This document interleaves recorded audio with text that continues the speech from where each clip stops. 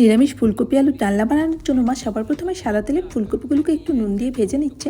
তাতে দিচ্ছে টুকরো করে কেটে রাখা আলু আর হলুদ। এবার সেগুলোকে বেশ ভালো মতো দাগ লাগিয়ে ভেজে তুলে নিচ্ছে।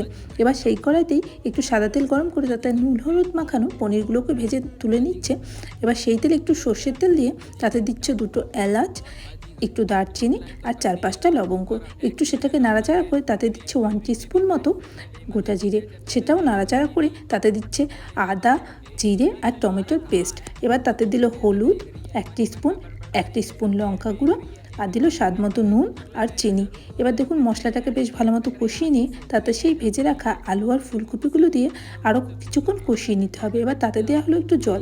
আমরা তরকারিটা মাখা মাখা রাখছি, আপনারা চাইলে ঝোলটা একটু কম বেশি করতেই পারেন।